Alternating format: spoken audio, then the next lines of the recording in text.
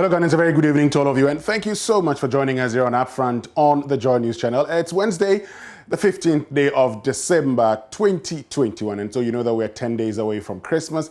But of course, Parliament is still sitting and considering the estimates for 2022, and the minorities actually indicated that, well, they're going to come back with the motion to have the 2022 budget statement and economic policy of government rejected when Speaker Alban Sumana Kingsford Bagbing returns. Well, we are told that he has returned.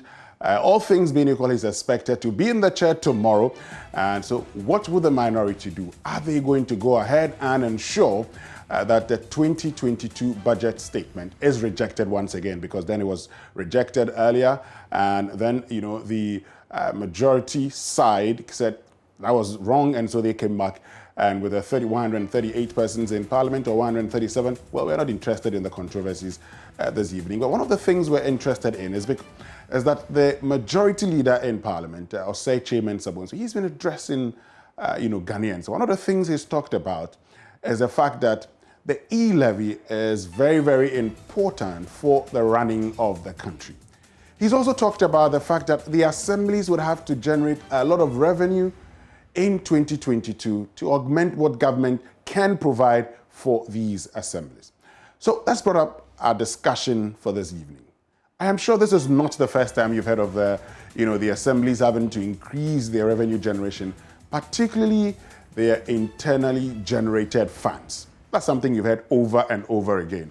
And as we go on with the program, we'll be sharing with you some of the IGFs in the metropolitan areas, municipal areas, and the district assemblies. You would realize that in the Greater Accra region, for instance, the Accra Metropolitan Assembly, from some 50 million in 2017, 45 million to 2018, and 30 million in 2019, you ask yourself, what is really happening? Well, we'll get into a lot of clarification about that. But the question we're asking this evening is, can the district assemblies come to the rescue of government in bridging the revenue gap? Look, per our laws, 5% of the total revenue of this country, minus loans, minus grants, minus non-tax revenues, minus petroleum funds that are supposed to be in the petroleum holding funds, 5% of this should be given to district assemblies in the district assemblies common fund. Now, if you look at the fact that we're looking at a non-tax revenue of about 80 billion Ghana cedis, you're looking at 4 billion Ghana cedis. Now, the e-levy of 1.75 is expected to generate some 6.9 billion Ghana cedis. Now, if these assemblies are assisted, can they stop depending on government? And can the government then use these funds for other activities? That is what we're talking about this evening here on Upfront on the JoyNews channel. My name is Winston Amma. When we return after these messages, we'll be introducing our guest who has a lot of experience when it comes to local government, financial management and revenue generation. He will be telling us how that can be achieved. Stay with us. We'll be right back. And this is Upfront on the JoyNews channel. We apologize for that long break. And our conversation this evening is on bridging the revenue gap. I'm sure you've heard about the need to raise some 6.9 billion Ghana cedis because Ghana needs to bridge the revenue gap and Ghana needs to stop borrowing. Many of you have complained about the fact that Ghana is becoming debt unsustainable, and the government, having realized this, has talked about how they cannot continue to resort to borrowing. You've urged the government to probably think of cutting down on expenditure, but also government has talked about the need to grow the economy and they need to meet lots of you asking for developmental projects. So what it can do is to resort to ensuring that you get to pay more taxes. And of course, the question has been raised, how about widening the tax net? Well, the government says if we have to widen the tax net, then we'd have to introduce an indirect tax, and that indirect tax would be the introduction of the e-levy. But there's a school of thought, and the majority leader in Parliament, in addressing the press this afternoon, has talked about how the MMDAs have a major role to play. Now, what's that role? We know that government has talked about, wanting to assist them in the collection of, property rates. But the question is that the only way? How about government equipping them to generate all the revenue that they need? How about government doing that? And this evening, we're privileged to be joined by one man who knows the local government system very, very well. Now, he's been a lecturer at the Institute of Local Government Studies. He's taught, local government financial management and fiscal decentralization. He's being a technical advisor to the Ministry of Local Government and Rural Development. And he's currently the Director General of the Internal Audit Agency, Dr. Eric Odrosai. He was supposed to join us via Zoom, but I think there's been a few challenges, so he's joining us, via phone. Dr. Odrosai, thank you very much for joining us. We've been trying to reach you for a very long time via Zoom. Thank you very much, and sincere apologies. I'm finding it difficult to join via Zoom. That's why. Okay. Apologies. Okay. I'm sure as we go on, you'll try and rectify, those challenges that you're having whenever Zoom. But let's look at one important issue today, because many people have been talking about the need to bridge the revenue gap. We know that government has made it clear in the budget that one of the things it intends to do is to, help the district assemblies in collecting property rates. A directive has been issued that, third parties, they should stop that collection. The question is, if you look at the fact that 5% of total revenues generated in this country go to the district assemblies common fund, can the district assemblies come to the rescue of government in bridging the revenue gap? Thank you very much. When we talk about district assembly coming to the rescue of government in bridging the revenue gap, I really do not understand it, because the district assembly are expected under the Constitution and under their establishment instrument to generate some level of revenue to finance their expenditure. Mm-hmm. When we look at the common fund, which is not less than 5% of total revenue, the portion that finances the district assembly's budget in realistic terms is about 40%. So any local government that is not able to generate about 60% of its budget would be found wanting, or they would be lagging as far as development is concerned. So what we have to say or put in context is that chief executives and the leadership of the local government are under law required to generate some revenue. What central government can give to them is 40%. Now we need to look at the revenue classification. It is not all local government that can generate property rates, because some assemblies do not even have properties that are taxable by way of rates. So there are other revenue headings. What they need to do is adopt innovative approaches to mobilize the revenue.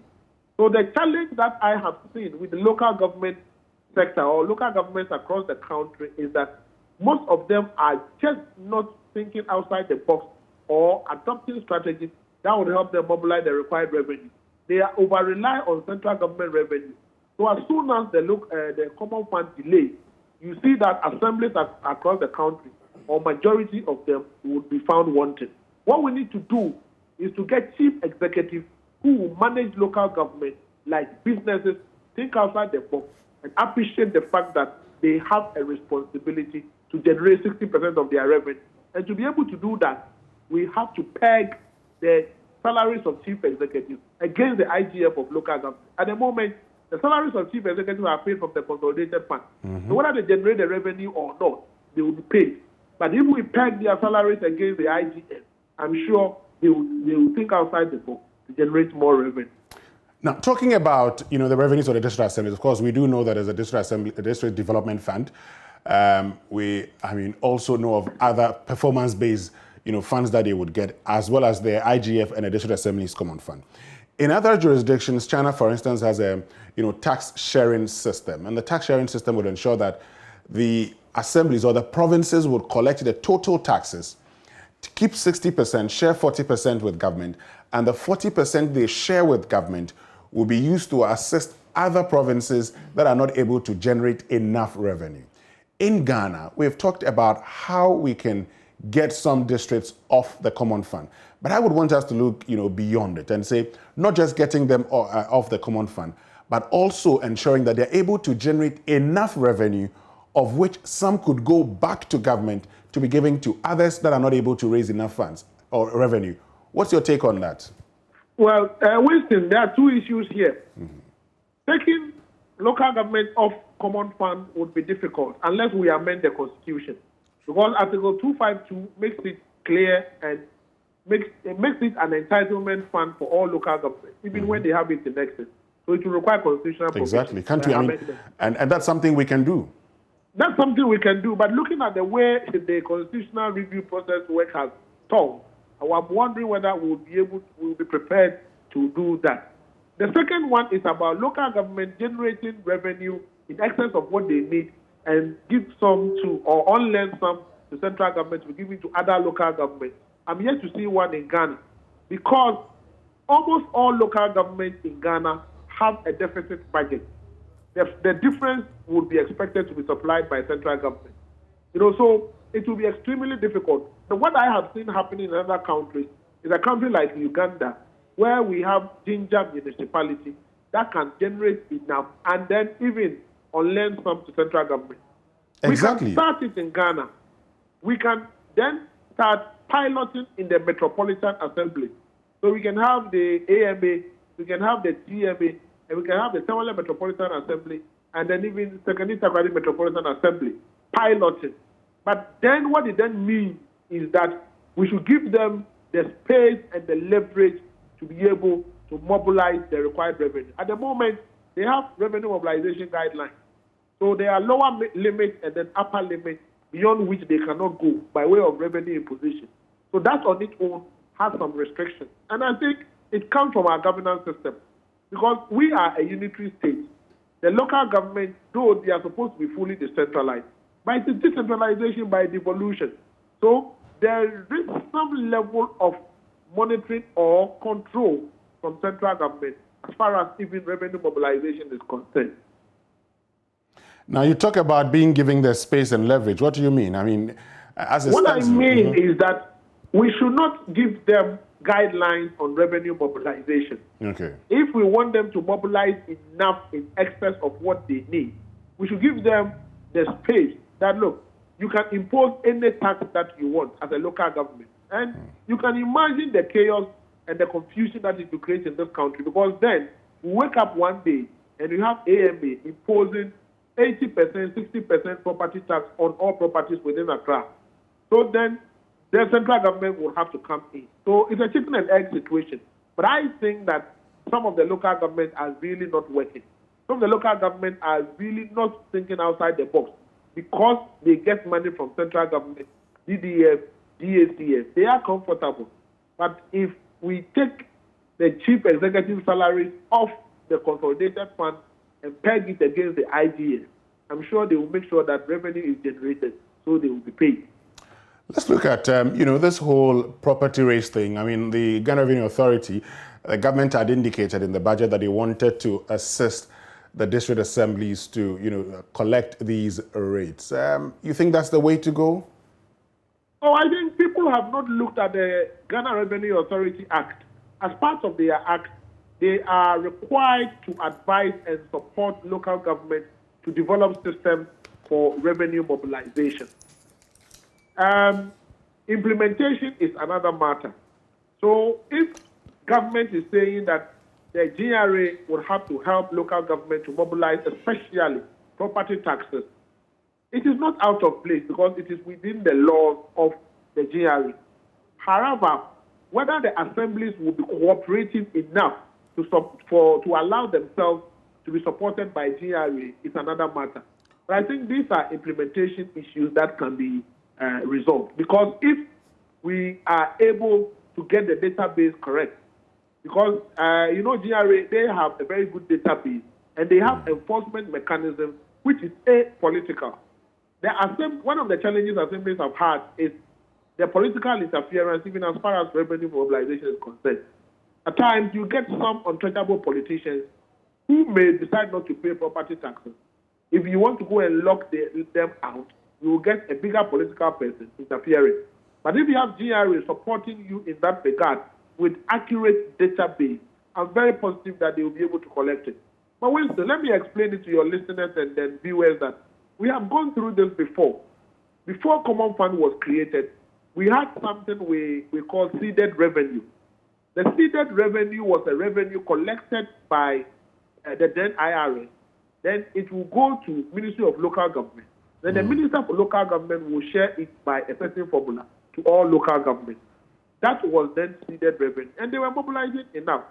Then we passed the local government at 460 and then 930. So I think let us test or let us pilot the GRA and let's see how the revenue levels are. If the revenue levels increases, then it means going forward, the GRA would have helped the local government to develop the systems and strategies for mobilizing property taxes. And let me also put it in context that it is not all the IGF headings that GRA is coming in. GRA is coming in to support them for property rates because of the database issue. All the other ones, market tolls, fees and charges, all of them are there for the local government to mobilize. So let's see how it goes. Let us pilot it in 2022. And 2023, we can have the same conversation and compare the figures. If we are able to make significant progress, then we retain it. If not, I'm very positive that the government can come back with another policy direction for Parliament to consider. Now, you talked about, whether the district assemblies will be cooperating with the Ghana Revenue Authority. Why do you have that concern? I have that concern because mobilizing property rate is data. It is based on data, and these nominal roles, these data sit with the local government. Though it may not be an accurate data, starting from some point, you need a baseline data. So then these local government would have to work with the GRA to have a consolidated data. If they refuse to give them the data or they corrupt the data before they give it to GRA, GRA will then have a tall order invalidating the data. Remember, the invoices will have to go in the first quarter so that mobilization will start in the first month of the second quarter. So the cooperation and the support of the assemblies is very important. And you know that if you are bringing in a new system, that will plug the loopholes. That will prevent people from benefiting from the previous leakages that we have witnessed in the property rate mobilization system. Definitely, you get people who may want to sabotage or undermine the process. I pray that we do enough sensitization and ensure that local governments across the country cooperate and exchange accurate, relevant, and reliable data with the GRA and allow themselves to be held by GRA so that their systems for property rate mobilization can be improved. Now let's look at one thing also, because we know that following the directive, one of the concerns has been outsourcing the collection of these rates and sometimes other charges. Now, in many of the contracts, you see the assembly giving 30% to the outsourced company. There are those who have raised a concern and have said this in itself is too much, and so we look at, for instance, 10%. Do you think that if we're to reduce, the percentages given to these companies, it would go a long way in helping the assemblies generate a lot more income and be able to take care of some of the developments within their area and not always, going back and forth with government to come develop the assemblies? I think I agree with you if they reduce these percentages. But you see, the percentage is also regulated, and it varies from assembly to assembly and the area allocated or subcontracted to the revenue collector. Some assemblies can give as much as 40%, whereas other assemblies can give 30% or 10%. It will depend on where you collect that property rate from. So I agree with you. It is also part of the cost savings or containment measures that can help the assembly. But you see, the way property rate collection is, the higher the percentage, the commission percentage, the more revenue you can mobilize, because the property collecting agent may want to collect more so that they will be able to get more of the commission. So I think that, yes, we can reduce it, but I can tell you that if you do a survey across the local government in this country, the average you will get is 30%, even though under the rule, it should be between 10 and 40%. And then there are unconfirmed feedback that this 30% does not go to only the commission collection firm. The other people who facilitate the process of getting the contract, who may also get some percentages. So there are all kinds of issues around that arrangement. Bottom line is reduce the commission paid to commission collectors, streamline the collection processes, do valuation of the property. And that is one of the challenges, Winston, that most local governments have. The property rate is to be imposed on realistic property values. The cost of valuing these properties is very expensive. Local governments do not have the money to do the valuation. So most of them impose the rate imposed on arbitrary figures. And that is also illegal. So the property rate mobilization is surrounded with all kinds of challenges. So let us try the current arrangement and see how it goes. We'll get to, the Ugandan example, because I know that China also has a similar situation. But, the Ghana Revenue Authority will be helping them collect these property rates and taxes. But there are other, IGF sources that are also taken care by these companies. Why can't these assemblies take control of this collection so they keep 100% of it? Which of the collection? Is it the property rate or the other revenue sources? Yes, the other revenue sources. But the other revenue sources, I think they have control, except that they haven't developed innovative ways of harnessing all the available opportunities in their areas of jurisdiction. Local government have control over the mobilization of basic rates. They have control over market tools. They have control over fees and fines. They have control over charges.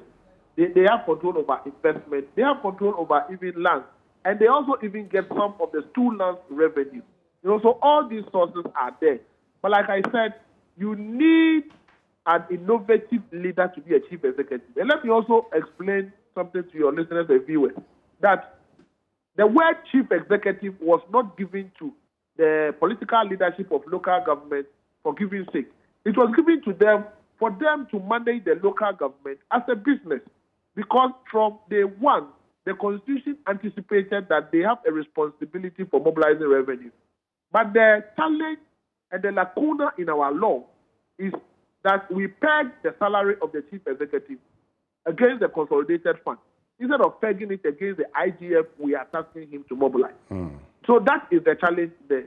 Local government can take control over the other revenue sources, but most local governments do not also have innovative measures. And there are also leakages.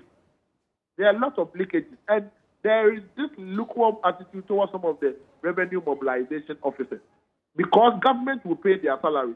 Whether they mobilize the revenue or not, government will pay them.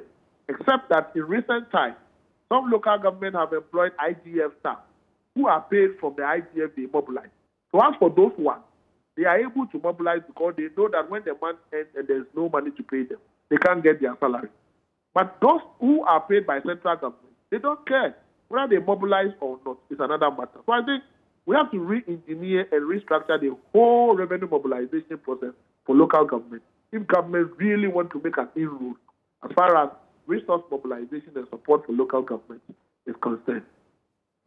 Interesting. So you would want to see, for instance, the district chief executive, being paid based on how much is able to generate, and so that would create a bit of a competition. So that if you're being paid a percentage of your IGF, you go out there and ensure that you generate more, right? No, I want their salaries to be pegged against the IGF so that the condition should be that you will be paid out of the IGF. So when the month ends and there's no IGF, you don't get the salary. Well, but if the month ends, of course they would get something. How about a percentage of it? Well, maybe it's 1 or 2% of the IGF. Well, you see, under public administration, once they are public officers, you cannot do that. Yeah, but they are public officers, and you're asking them not to be paid by the consolidated.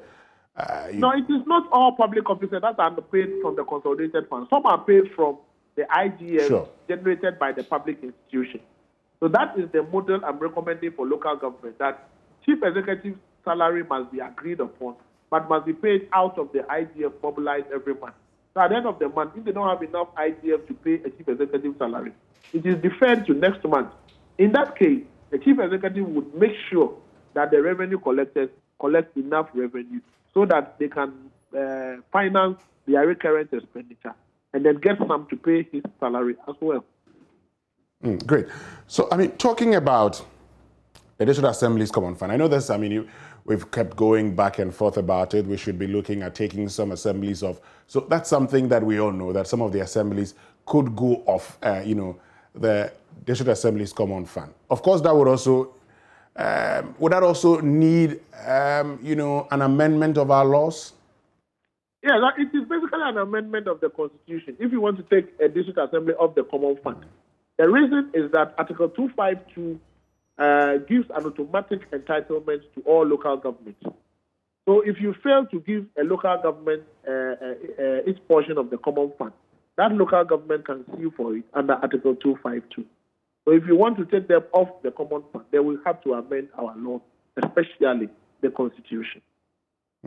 Let's look at the Ugandan example. You've talked about the Ugandan example where these assemblies collect it and then they could get some to the government. But before we get to that one, let's look at municipal bonds. And under our laws, for instance, the district assemblies could actually resort to borrowing when they're giving permission by the minister, and then they would pay, this later. Should we be exploring that alternative, that option also, in helping them generate revenue and taking charge of a lot of the developmental projects that they would walk to government and plead with government to come do for them? Yes, Winston, we have explored that option. As far as 2008, the government initiated a process to get local government to issue municipal bonds to finance economically viable projects so that the Common Fund and the IGF will be available to finance socially viable projects. But we have not been able to pass the law. It has gone through various processes. At the moment, it is called a local government finance bill, and I know it is at the Ministry of Finance for consideration. But local governments are allowed to borrow, except that within the meaning of our law, they can only borrow an amount approved by the Minister for Finance, subject to the recommendation of the Minister for Local Government. But even there is a limitation. The limitation is that such borrowed funds should be used to finance economically viable projects, so that the project can pay for itself. So that is the limitation now. But local governments are allowed to borrow. Exactly, but while they're allowed to borrow, you've talked about waiting for the law. I mean, I've read it. I mean, I've read in the Act 936, you see that clearly written there, the process they have to go through. And so what is this law that is about to be passed going to do differently than what we currently have? The law that they are about to pass is going to give them other options. You know, in the 936, it is straitjacket borrowing. So you can go to bank for a loan. But under the new local government finance bill, they can even discount their anticipated IGF revenue. They can issue municipal bonds on the stock exchange. They can use other debt instruments to borrow money to finance commercially viable projects. One other thing that the law is also going to do is to set up what we call a municipal finance authority. That authority is going to provide technical support to local government to be able to develop bankable proposals that would meet the expectations and requirements of the financiers. Because local government, by their nature, do not go into those things. So that unit would also help them. Again, by the accounting system of local government, it will be difficult for them to go directly to the market to borrow, unless the accounting system is prepared in such a way that the accrual system will come in. And thankfully, the country has adopted what we call the International Public Sector Accounting Standard. So all local government would have to have their financial statement prepared on an accrual basis so that their assets and liabilities will be fully disclosed on the face of their balance sheet. And they would then be compelled to publish their financial statement. Then they would then borrow on their balance sheet. So this law is going to help them go through that process so that they will become financially liquid and credible to borrow from the capital market. And you know, Winston, if your balance sheet is okay and you are financially liquid or solid, you borrow at a lower cost because you are not a risky institution. But once the fundamentals of your assets and liabilities are questionable and your financial statement does not give the investor the confidence they need to get to invest in the local government, you would borrow at a higher cost because they will build in the risk element in the borrowing cost. So all those things will be done once the local government finance bill is passed, and then assemblies will now be free to borrow to finance capital, economically viable projects, and that will free some funds for them to finance other socially viable projects. So we can see some development in our local government. Well, but the fear also would be, if this is not checked, we could get to the levels we find ourselves in as a country now. Of course, assemblies can't borrow that much, but they will be left in a situation where we find ourselves now, because right now we've had to widen our tax net or increase our tax revenue, and we've resorted to indirect taxing just because we borrowed too much and we cannot continue to borrow. Are there any provisions that would ensure that the assemblies do not get to that particular situation? Yes, we call it a subnational debt management policy. And that is why I'm saying that the law is going to make provision for an institution called a Municipal Finance Authority with technical expertise to guide them. Apart from that, there is also a national debt management strategy. So all these things will be put in place to ensure that the borrowing, the amount of money local government will borrow will not become a debt or saddle the nation with the debt, with a higher debt level to the extent that they will not be sustainable.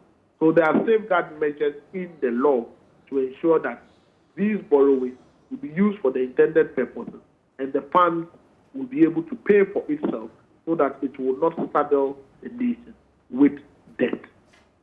Let's look at the Ugandan example, and China has a similar example. So there's a tax sharing system. You've talked about that being done as something we could pilot. Based on how it's operated in other parts of the world, can that work in Ghana?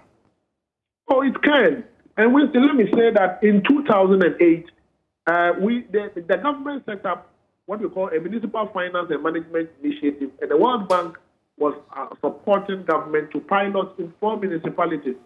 In fact, we even started the process of preparing those municipalities to pilot the process.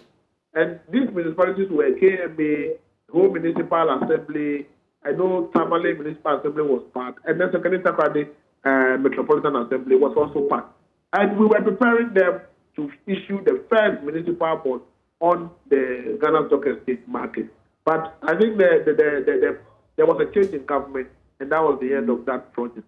So the foundation, we have done it before, and we can do it again. So I would suggest that we revisit the Municipal Finance and Management Initiative, get a local government finance bill passed, and then pilot with the Metropolitan Assembly for 1 year.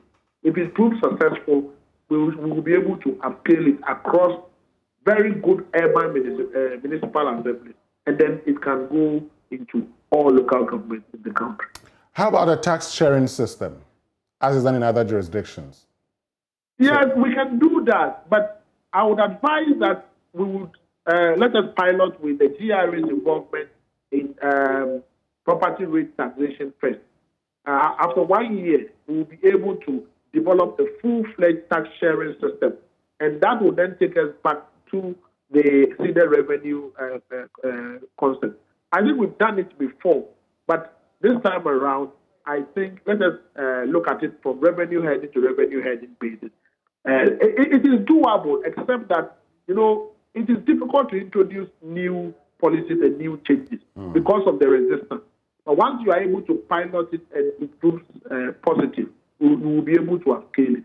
So we just need to get back to the drawing board and design a model that would suit our current circumstances as practicing decentralization by devolution at the local government level, but decentralization by deconcentration at the regional level in the context of a unitary state. That is what we need to understand and then maybe develop a model that will suit us. I will not advise that we should copy blindly at all, but most of these countries are federal states, and most of them do not have the devolution agenda we have for our local government. Dr. Eric Odrosai, thank you very much for joining us this evening. We're grateful to you. Right, so that'll be all from us here on Upfront on the Joy News channel. My name is Winston Amo. Do have a lovely evening. Keep watching the Joy News channel.